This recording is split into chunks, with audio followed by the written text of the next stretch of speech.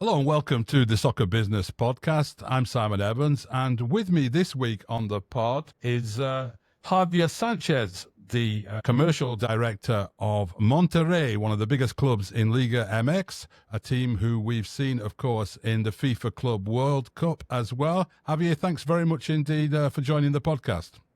Thank you, Simon. My pleasure. Thank you. It's an honor. So, let's get into that FIFA World Cup, Club World Cup element first of all, because there was a lot of talk before the tournament about it was an opportunity for teams outside of Europe to grow their brand, develop their exposure, and hopefully close the gap on Europe over time through their commercial activities and the higher profile they would get. It's the first edition, so no one expects miracles on that front. But what has your experience been of that tournament from a commercial point of view? Well, actually, Simon, we've been doing this kind of activations and commercial activities in the U.S. for at least 3 years now. Right. So for us, it wasn't our first experience. We've been doing consistent activations throughout these last 3 years. So we worked a lot on because of being able to participate in the Club World Cup. Obviously, with all the insights and some of the experience that we gathered the previous years, we came into the competition with a broad plan, a robust plan of activations and commercial activities, not only commercial, but also social collaborations with other teams and leagues and sports. So we're very, for us, it was a great experience. Yeah, I mean, a lot of exposure on television globally. That takes you outside of not only your traditional fan base in Mexico, but also that fan base that you have already established in the United States. With a player like Sergio Ramos as well, I would imagine that gives you some curiosity at least, or some degree of profile in Spain and other parts of Europe. Did you notice much activity on socials or elsewhere that indicated that the Rayados was getting some traction outside of North America? Definitely. I mean, having a player like Sergio in our roster obviously gives us a wider audience throughout the world, and Europe not being the exception. We saw a lot of activity from Europe. Some of the previous teams, of Sergio's previous teams, like PSG, like Sevilla, obviously Real Madrid at some point, and not only the teams, but also the leagues, like League One from France and La Liga from Spain, also turning their heads and looking into Rayados, into Monterrey.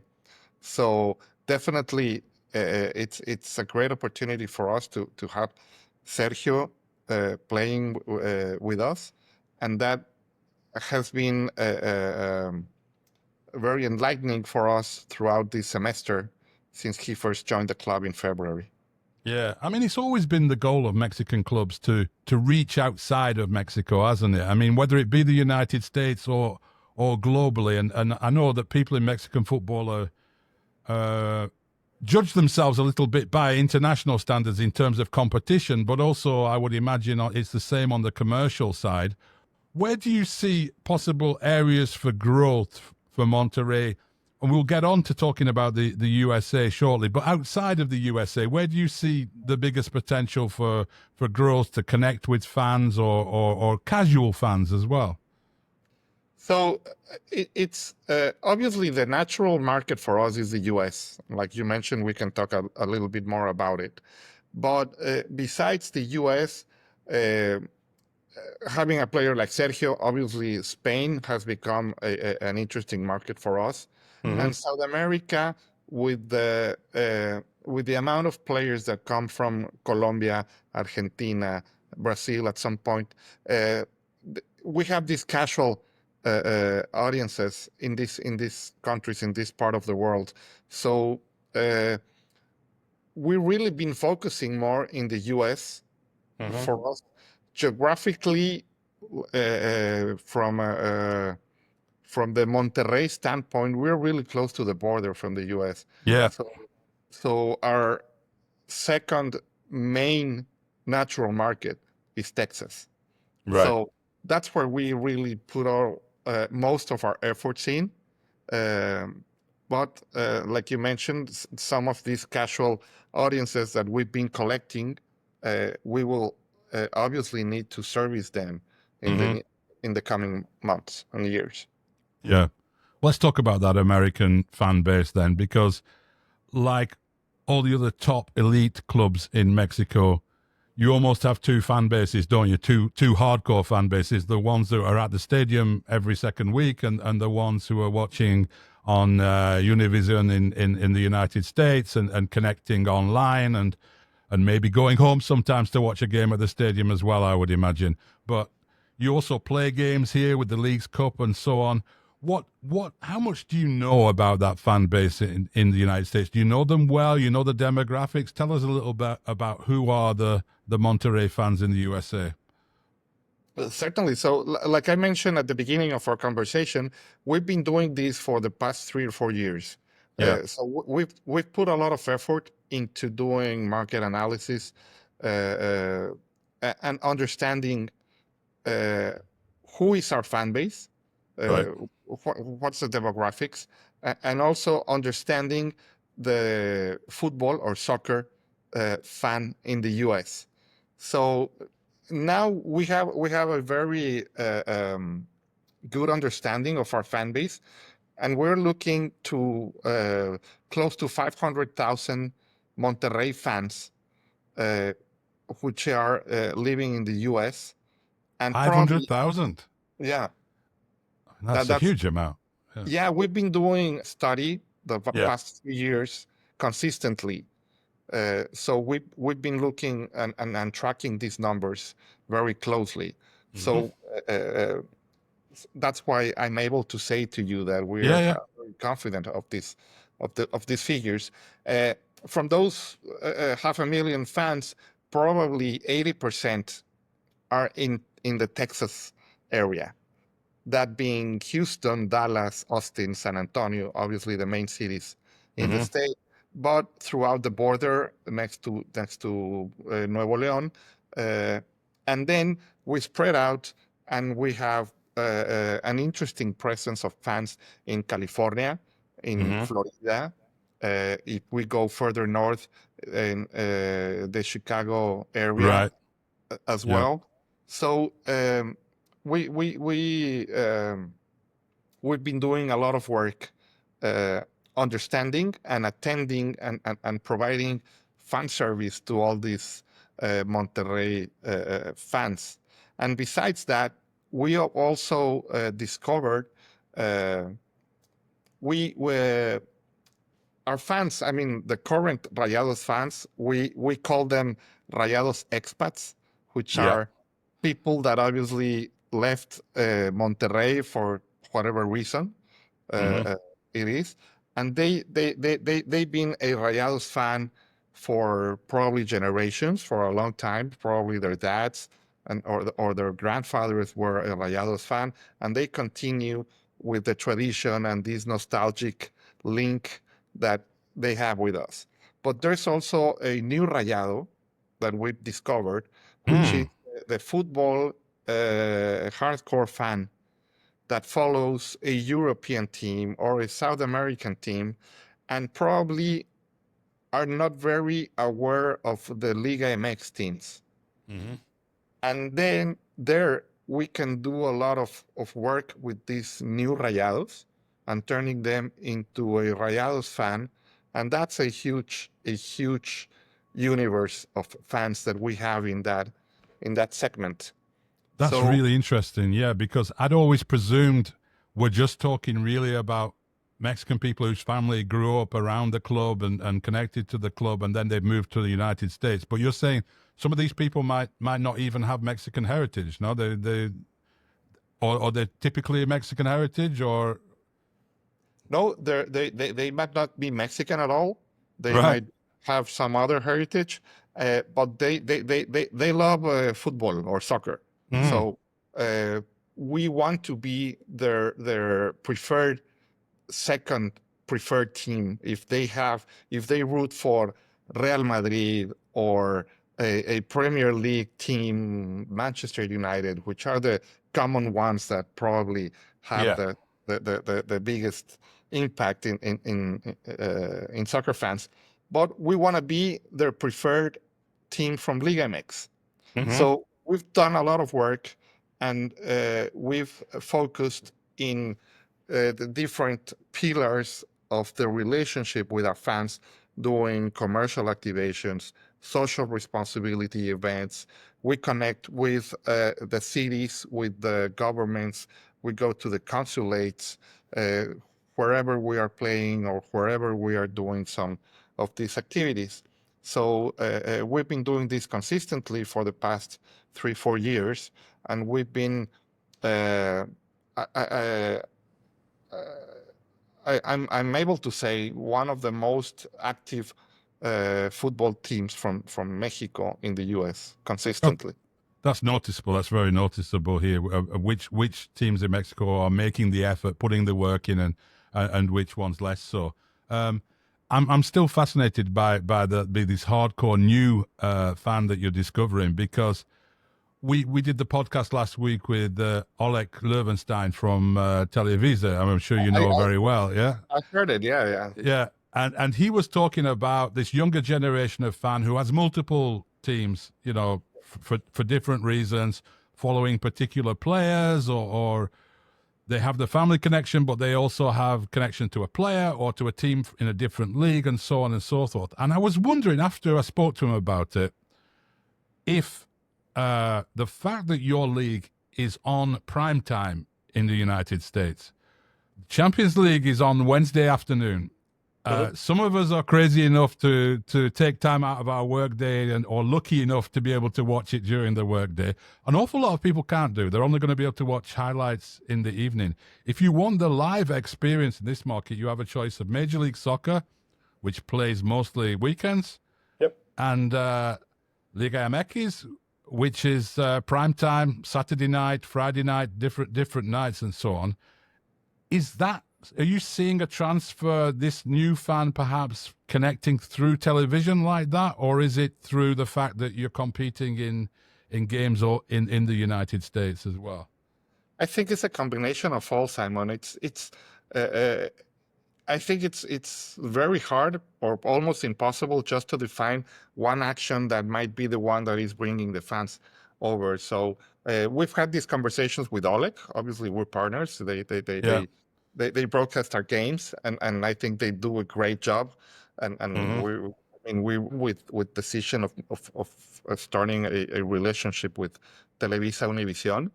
Uh, but I think it's everything that we do. It's not only that the game is on prime time on Saturday night and you can get together with your friends and your family and do a carne asada or a barbecue, or different names that people use, but we are we are present in the markets. We go to the cities. We do watch parties with our fans. We Right. we play friendly games. Now the Leagues Cup is helping us because it's very different to have an official game compared to a friendly game. So people are obviously more interesting when there's something that you are competing for. Uh, Now the Club World Cup obviously was really really helpful for us from that perspective. So we we uh, we've done our homework. We have now two sponsors exclusively for the US market, which Right. help us activate and be close to the community, close to the people, with giveaways, with promotions, with content, with presence in their events. It's a combination of a lot of things that we need to do constantly and consistently to be present in the market.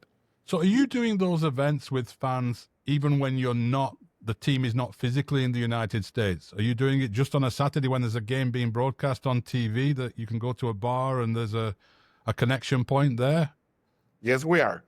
Right. So we Interesting. we we select some of our AAA games, let's say the Clásico against Tigres, or if we play America or some of the other big clubs with a big fan base, uh, and we do and make these watch parties in connection with our sponsor. They help us activate. We go to places like Dallas, like Houston, like San Antonio, and we provide our fan with this connection, uh, so we can keep the nostalgic link live, Hmm. alive. And then we also bring these new Rayados so they can live the experience and they can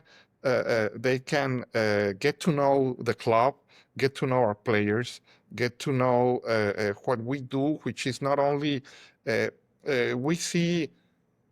I don't know if you know this, but Monterrey, we are a nonprofit organization. Yeah. So, I mean, our main objective obviously is to compete and win championships and be to compete in every way. But we also use this as an opportunity to give back to the communities. So Right. we are focused in doing a lot of social responsibility activities wherever we go into to the U.S. So we have these two main drivers to connect with our fans. And obviously, we do the commercial activations, we do promotions. We started selling merchandise, official merchandise, which was if you were a Rayados fan, you were not able to find any official merchandise in the US. It was very hard. So now we have an alliance with soccer.com, Hmm. uh, Puma North America, which is our partner. They started, uh, uh, they we did a lot of work with them, uh, with Puma Mexico, which is our main partner, and Yeah. Puma North America, so they could understand who Rayados is and where the fans are. So now they are helping us to reach more markets, more retailers, make merchandise available for everyone. So we're growing also in that segment. So we are approaching the market from different points of view. It's really interesting. Yeah, that work's paying off for you. I'm curious as well with those fans that I think I've seen sometimes in England when I used to cover Premier League games, and you'd see fans traveling from Asia, Korean fans or Japanese fans going to Manchester United or Liverpool games, and they go to the stadium for the first time, and that's the transformative experience for them. No, they followed online, they're watching games on TV, and then they walk into Old Trafford or Anfield, and they're hooked. Yes. Are you finding the new fans making little pilgrimages to your stadium and getting that sensation? Is there a way you help that process at all? Definitely, yes, we do that, and we are very interested in having these fans come down to Monterrey and live the experience of our games here at the stadium. We're gonna be a host for the World Cup, so our Yeah, stadium, which is a very nice one. Sorry, I mean, it's a very one of the most modern ones, isn't it? Yeah, yes, it is. So we're doing our homework and making and helping our fans come down to our stadium to uh, watch the games. And for example, one activity that we do consistently for the past 2 years with one of our U.S. sponsors is that they do a promotion with their workforce and with their customers, and they bring them uh, for a whole weekend to Monterrey whenever we have the Clásico against Tigres here at our stadium.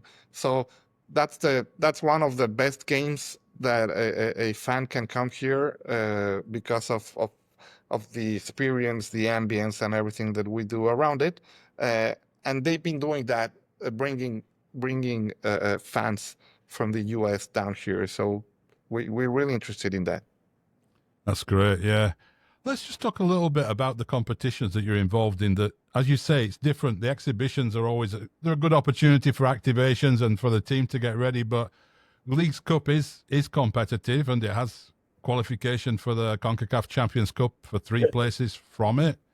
The Concacaf Champions Cup as well is that pathway into the FIFA Club World Cup and a trophy in its own right as well. There's actually in North America now quite a lot of games between MLS teams and Mexican teams where there's things at stake. How does that feed into it all? The ability to increase your profile and fame and name within the United States, and how important are those tournaments to Monterrey? Because you've had a good few victories in the CONCACAF Champions Cup, for example.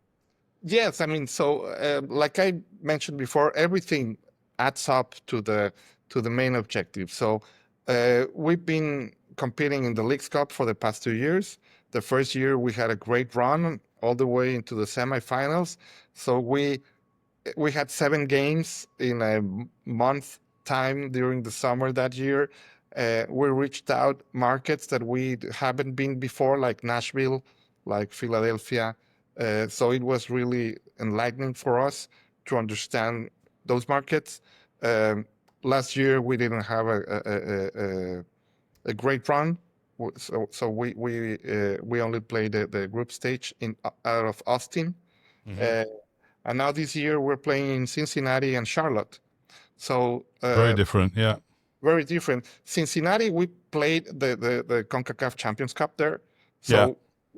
We've done some work there. We've had some presence. Charlotte as well. We played a friendly game last year over there. So we keep coming back to these markets with the opportunity that the Champions Cup provides us. And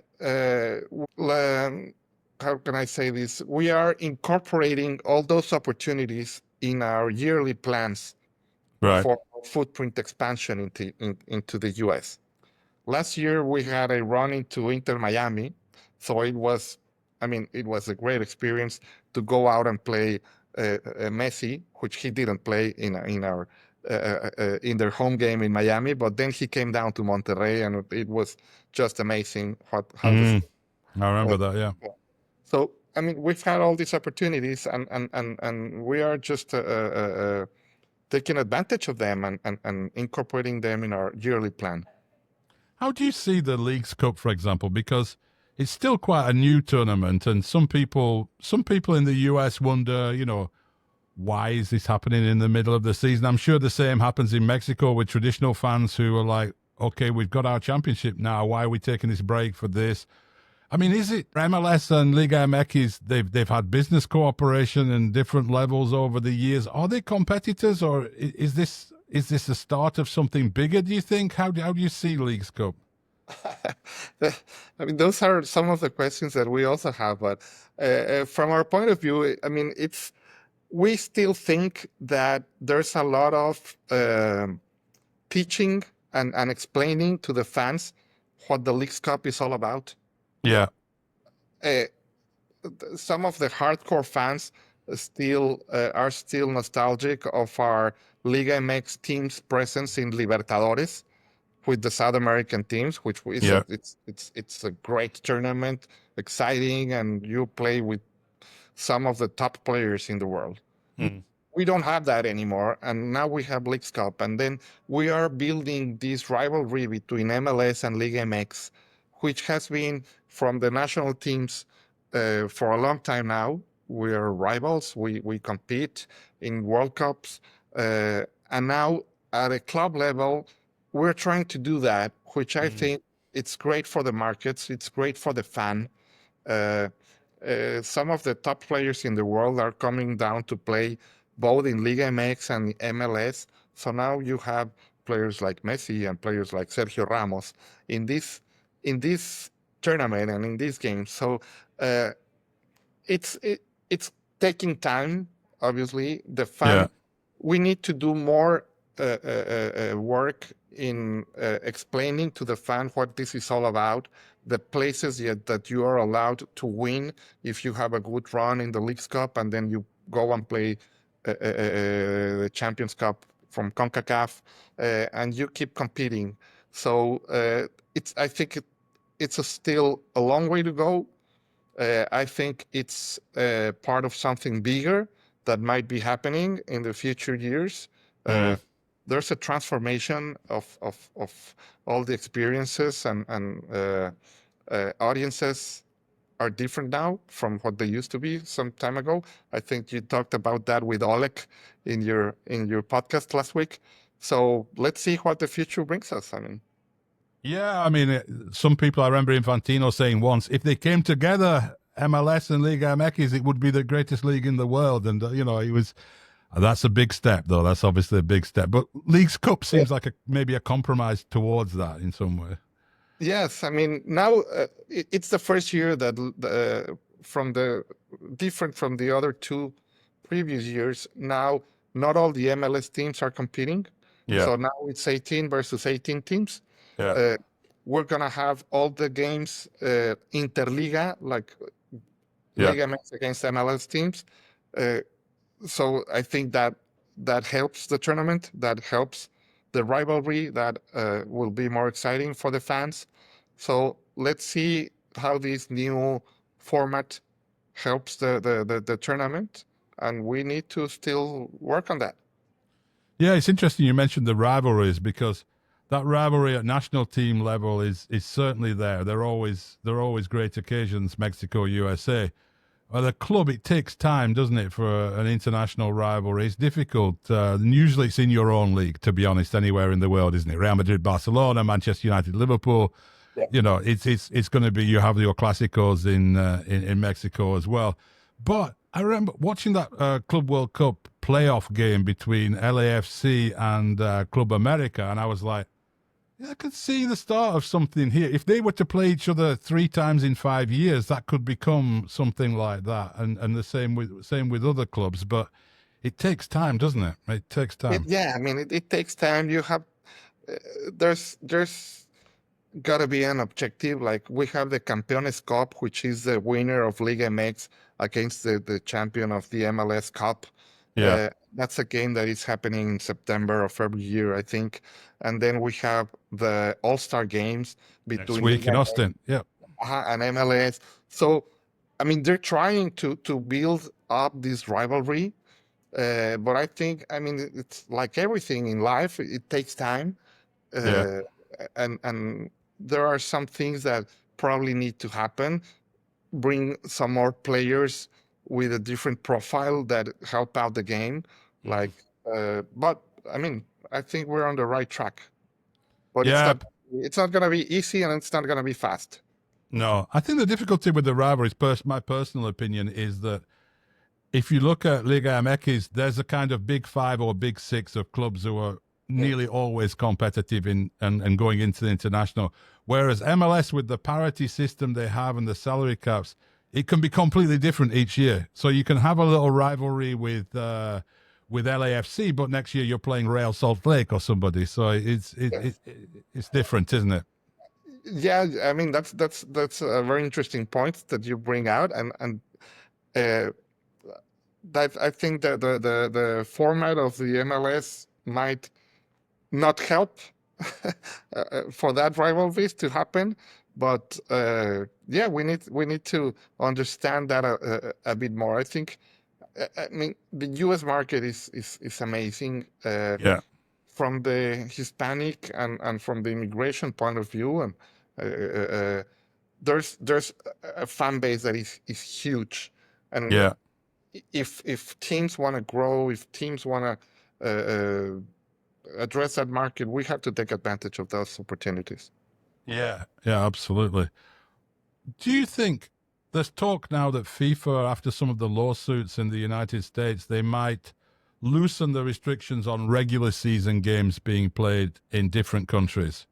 And people are talking about La Liga coming and playing in Miami, a Clásico, and maybe a Premier League game in New York, and all these kind of things. But the most obvious, when you look at it, the most obvious opportunity you would see in that situation would be some Liga MX regular season games in the USA. Do you think that is something that would be tolerated by the fan base in Mexico? And is it worth doing that, do you think? I don't know. If you look at the comments of the fans throughout the years of having our Mexico national team playing all the friendly games in the US for, I mean, Decade now or more. a Yeah. long time now, Yeah. that has, I think that has hurt the Mexican fan base Yeah. and attendance at the stadiums. I understand also from the business point of view that doing these games in the US is better income wise. If we try to do that at the Liga level, I don't think it's gonna be a very good idea. Right. I would be more prone to have these Leagues Cup games probably in a Champions Cup format throughout the year, and not only in the summertime when competition is tough, because we just started a tournament. We play three weeks and then we go off to the Leagues Cup. So we don't let our tournament really begin until we come back from Leagues Cup. Yeah. And some teams are already hurting because they had not very good results at the beginning. And you go and compete against the MLS teams, which are mid-season into their tournament, and they've been playing for more time now. So I think that's not really fair. Also, so Yeah. MLS, from my personal point of view, Yeah. needs to work on their calendars and do it like everyone else, and then we can have another format that might be helping these games being played somewhere else, but not the local tournament. I think that needs to be kept. Yeah, I agree with you. I agree. I mean, It's I'm tough. interested always in these new things in football, but ultimately I'm a traditionalist, and I think football teams should play in their own league, in their own stadium, and play those games. And then we have international competition to give that spice, that something different. Yeah. And exactly, yeah. Just one thing to finish off with.